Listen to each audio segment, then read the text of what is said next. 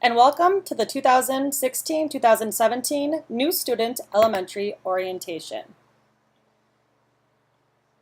Today we will be looking at a few different items that are very important as you enter the eAchieve Elementary School. We're going to be looking at personalized weekly plans, student workload, expectations of our students as digital citizens, discuss our parent expectations, take a look at our grading program and levels of mastery, grading and feedback, and our Parent Resource Center. First of all, we'd like to say welcome back and what to expect in the next week. Your student's homeroom teacher will be contacting you by Friday, August 26th. In that email, you will find a Google form to sign up for your preferred day and time for your student's weekly 30-minute required conference, and you will also get information on weekly recommended grade level e-sessions. For the first week of school, the first thing you're going to want to do is to log on to BB9. You will use your username and password that's provided to you by the school and/or your homeroom teacher. Once you get into BB9, you will then access the orientation. After you click on orientation, you will come to a page with a brief description of what the orientation entails, and then you will click to follow more video tutorials. It is your responsibility to do this with your parent. Go over the videos and complete the tasks that are assigned. Of course, anytime during this week, if you have any questions, you can reach out to your homeroom teacher. Weekly conferences and e-sessions. Conferences occur once a week for 30 minutes through a program called Zoom. You will talk about your assignments for the week, the instructions, concerns you might have, or any feedback. E-sessions occur once a week for 30 minutes with your grade level. For example, every Thursday at 12 could be the third grade class meeting. You will talk about group instruction, answering questions, and definitely sharing out some Think, Pair, and Share and collaboration. During your weekly conference, you will be taking a look at a personalized learning plan that is for your student only. It has the main core links for math and reading. It has your science and social studies, music, art, and physical education, as well as some other supplemental websites. Your programs will be linked in one column. The activity and expectation will be thoroughly written out for you in another column. And if there's additional resources, they will be put in another column.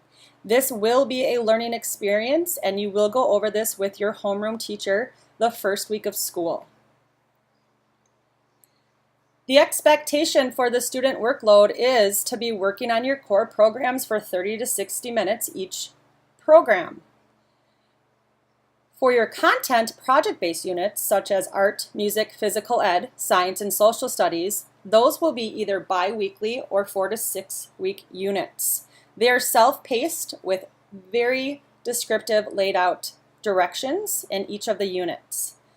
Each student should work 4 to 6 hours per day on their daily assignments. Our literacy programs, the core program we use daily is Lexia. Our supplementals are Achieve 3000 and Home Spelling. Home Spelling will be used on a weekly basis for kids to enhance their spelling. Our math program consists of 10 marks and front row for our core, meaning it'll be used daily, and the supplemental websites are ALEKS and Khan Academy. This year we have a fantastic new teacher. Mrs. Hauser will be our music teacher. Students will have music on a bi-weekly basis, and they will be engaged with interactive and live classes. She will be assigning you the tasks, and you will have a music folder to turn in your assignments. Once again, welcome Mrs. Hauser. For art, we use a program called Great Artist Programs. Each unit is approximately 4 to 6 weeks and focuses on one artist.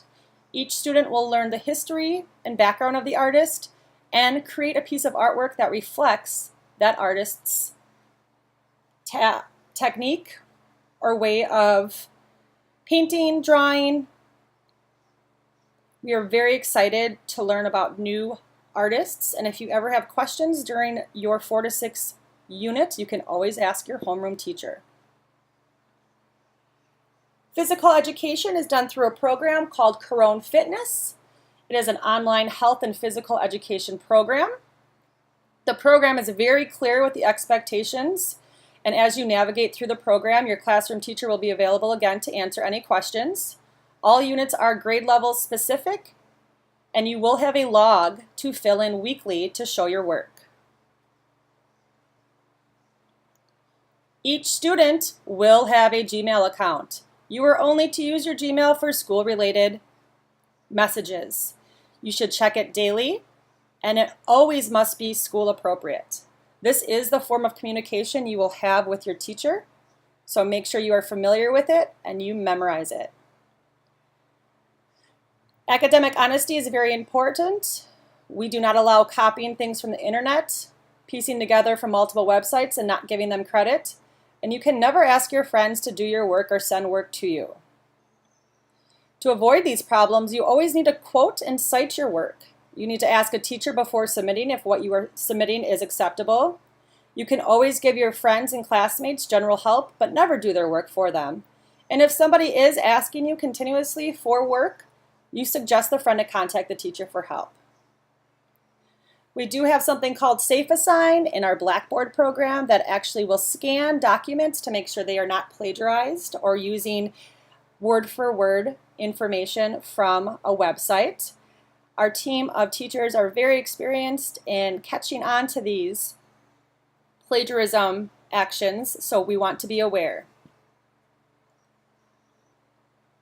Parents, it is very common that some parents are not as good at computers as their child, or if they don't understand how to motivate your child to go to school.